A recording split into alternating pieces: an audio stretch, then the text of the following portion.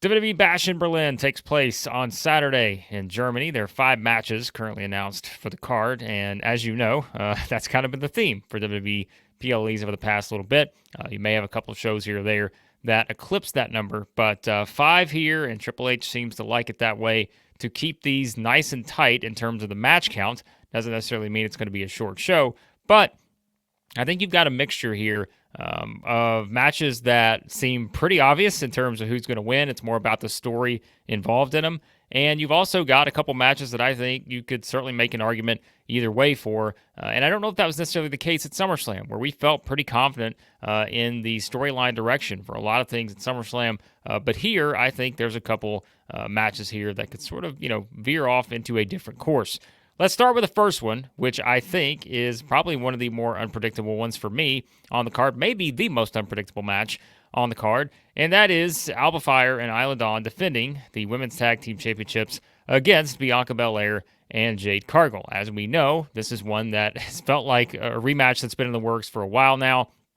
We knew, I think, eventually we would get to this match, and it was just a matter of when were they going to do it. You always felt like that, Jade and Bianca were going to get their rematch and have another shot at the titles, and now they've gotten that. And meanwhile, the champions, as they pointed out on this week's edition of Raw, have sort of, think in their minds been the afterthought. And I think a lot of people may agree with that in terms of kind of building to this and what actually is the story here. And I think that's where this is interesting, because I have no idea which way they're going to go here, because I really don't have a great grasp on what the plan is, at least in the short term, for Bianca Belair and Jade Cargill. We know what the long-term plan is. At some point, they have to break up and they have to have the singles match.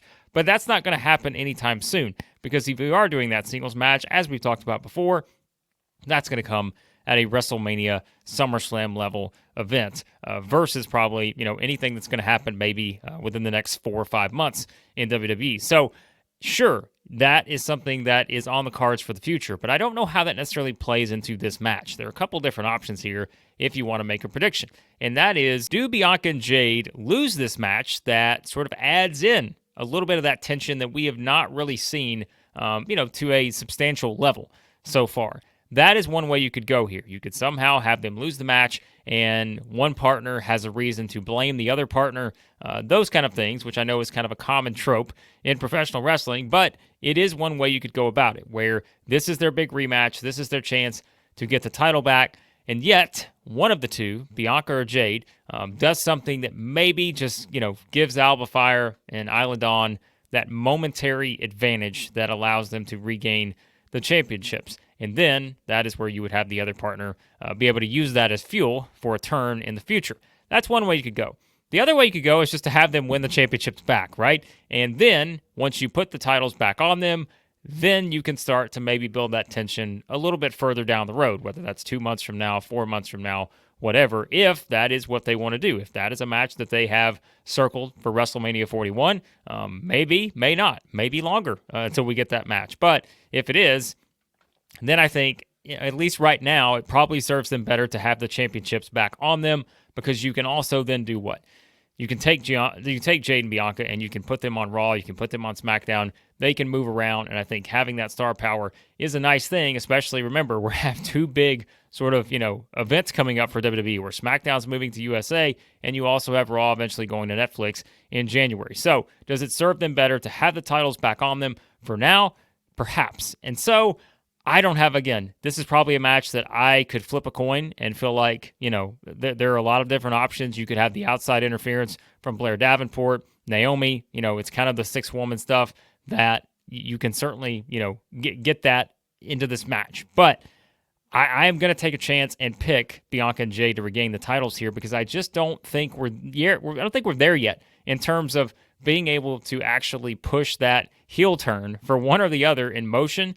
And so, for now, I think there's more value in having them regain these championships. You see what they're at least trying to do in rebuilding the rest of the tag team division on the women's side.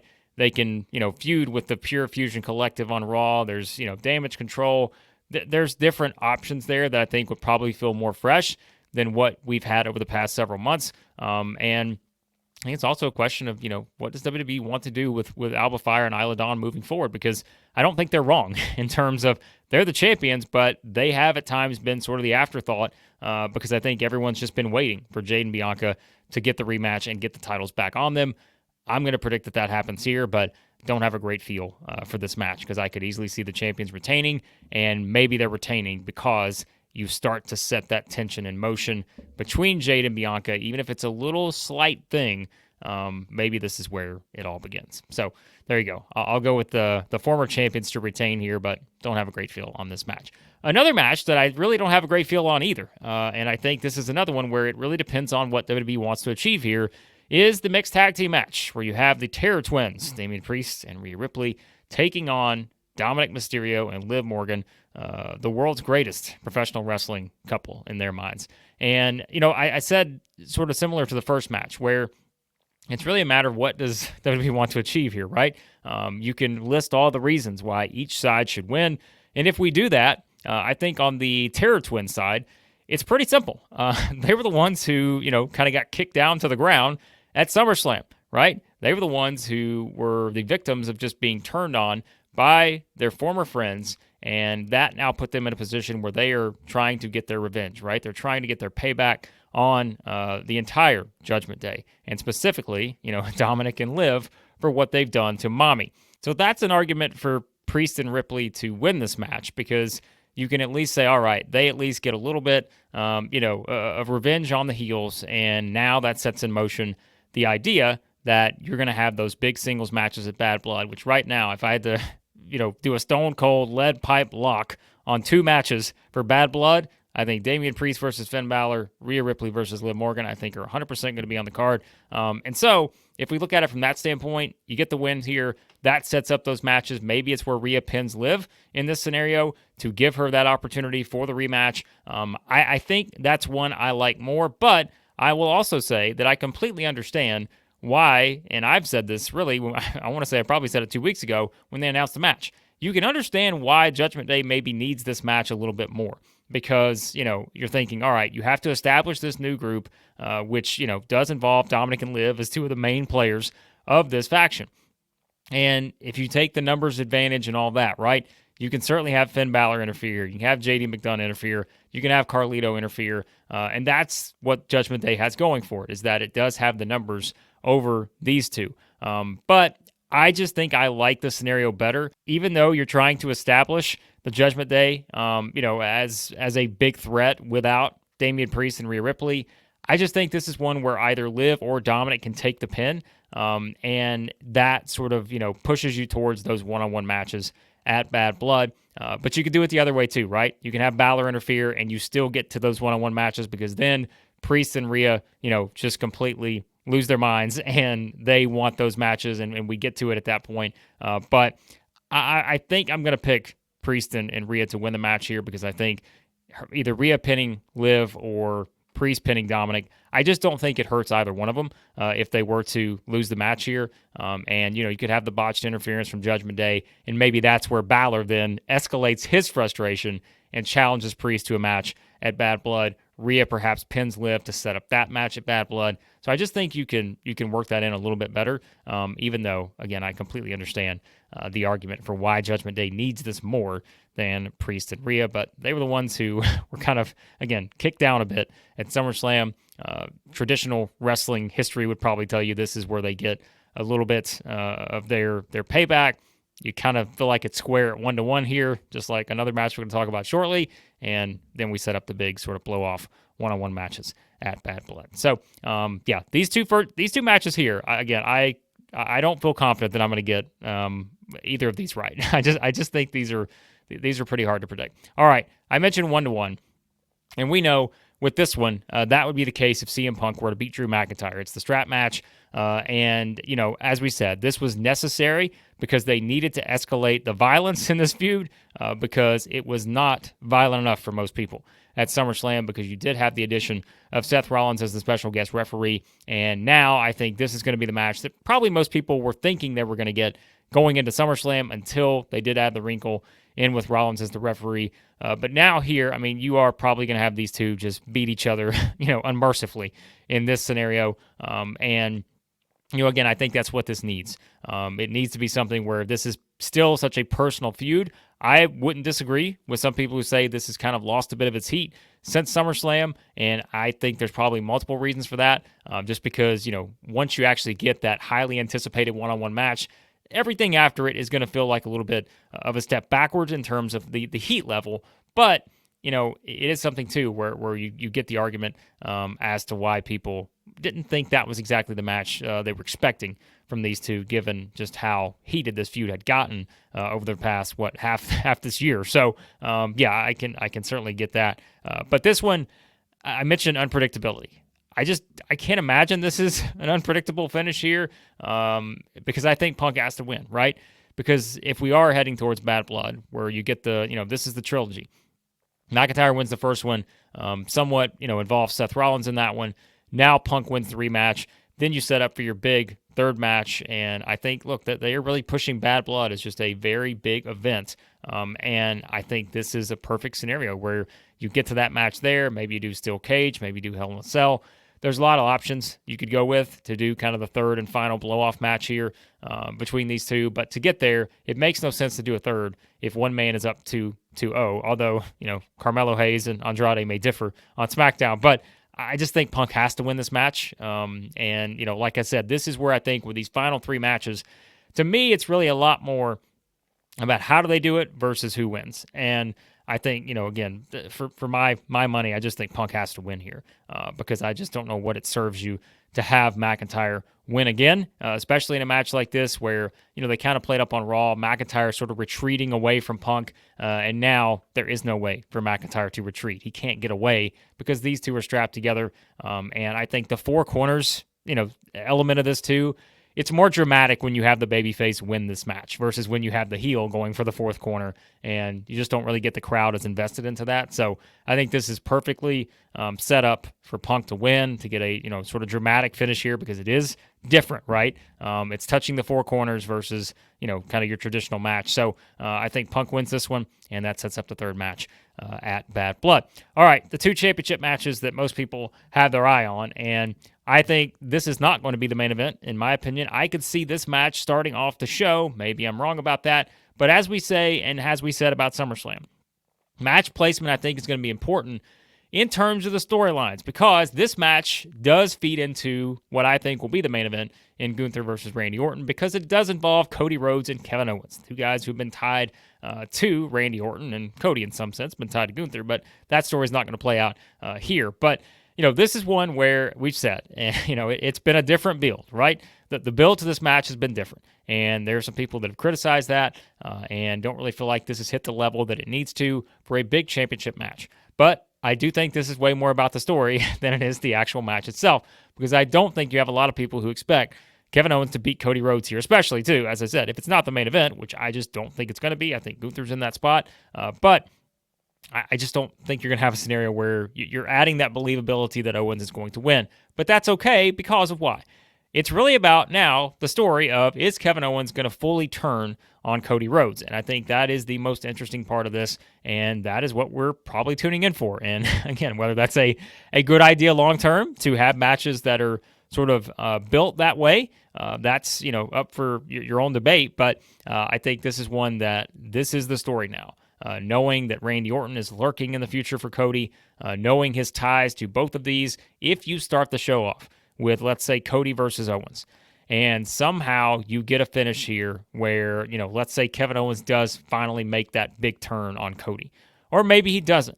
And, how does that tie into then the last match of the night with Orton versus Gunther? I think those are big questions here.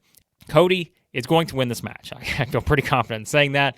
But again, I don't necessarily know if this is where we get Owens just full-blown turn on Cody. And I think that's the intrigue though, right? Because it seems so obvious. And I think that's the one, right? We saw the thing on SmackDown last week where you have Owens, kind of getting ready to hit Cody with the belt, but Cody turns just in time to see him. Owens acts like he wasn't going to do anything. We talked about kind of the instinct, right? It's a kind of a habit for Kevin Owens just to turn on his friends. And I think, they're going to play that up again here, but maybe it is really just as easy as Owens just comes out and, turns on Cody after the match. Maybe Cody does something during the match that frustrates Owens and then forces that turn immediately after. Maybe it happens during the match, right? Maybe Owens just snaps and that's what happens, and then Cody beats him, and then he has even more reason to kind of go off in this new direction.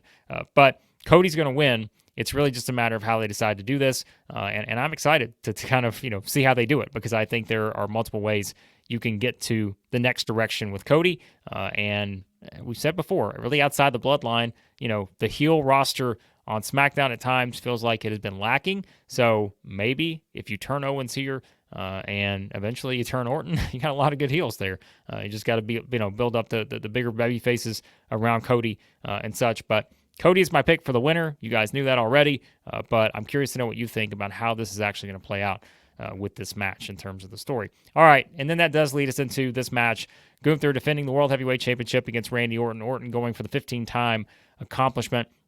And they've really, played that up, but they've also played up the idea that this has become more personal than it needed to be. Orton has said that multiple times, and he has sort of, revealed his motivations and goal here to actually win that 15th World Championship, what it would mean for his career, and all those things. The problem is he's facing Gunther, who is a newly crowned World Heavyweight Champion at SummerSlam. And like I said, I think we all know that Gunther's reign ending 4 weeks after he won the title is highly unlikely. And so it is then the question of what happens, right? How do we get from point A to point B, and who all maybe factors into this match? Because, I've said in the past, I think something you could have play out here because of Gunther's approach, a very cerebral wrestler, right? Orton's got the injury history with the back and all those things. Could you just have a scenario here where Gunther is just dissecting sort of that history of Orton's injuries and going after the back and going after some of these weak limbs, right, from Orton, who the wear and tear from all the years of this, but more specifically, the wear and tear for Orton after getting beaten down by the bloodline over the past several months because he has been trying to help his friend Cody Rhodes. I think somehow you have to tie that into this match here to, again, sort of lead us in the direction of where we're going to get to with Cody versus Orton. We don't know how soon that's going to happen, but I do think it's probably important that you start to lay the foundation a bit here, which they already have because they have made it such a big deal for Orton to win another world championship. And I think that already has set in motion everything you need to get to that feud with Cody. And remember, too, we had the sit down between the two whenever that was. I don't remember the timeline. Was that a couple months ago now, a month and a half ago, whatever, where they're sitting in the back. Orton's kind of, staring at the championship between him and Cody. And so you've already put it there that people know that Orton, this is what he's thinking about. He's thinking about this championship all the time, and he's explained to us the importance of winning that 15th world title. And he's not going to do that here because Gunther's the pick, and he's going to retain the championship. But I think with these two matches, as I said, Gunther versus Orton, Cody versus Owens, do they play into each other? If you have one kick off the show, you have one as the main event. Is there something that happens in between there that leads someone else to get involved in one match or the other? I think that is a very intriguing element here because you do have the tie-ins with Cody, Owens, and Orton. And, 3 of those 4, with Gunther being the outlier, are involved, in a world championship high-stakes match here on this card. So I think that is something that probably is worth watching in terms of, is there kind of a running thread from match 1 to match 5 where some of these guys get involved with each other, whether it's, a backstage segment or actually out in the ring. I think that is probably one of the biggest questions on this PLE for Bash in Berlin. So there you go. There are my picks for the 5 matches. Curious to know what you guys think. I felt confident going into SummerSlam. You guys know we managed to get all of our picks right for SummerSlam. First time we've ever done that. I don't feel as confident here because those 2 tag team matches that we mentioned at the top, I don't have a great feel on who's going to win either one of those because I think there are, good explanations for either side on those. But I do feel pretty confident about the other 3 matches. So we'll see how it turns out. But you guys let me know your predictions on Bash in Berlin. As always, be sure to hit the subscribe button, hit the like button on the way out. Always appreciate your feedback, guys. And again, let me know your predictions for WWE Bash in Berlin.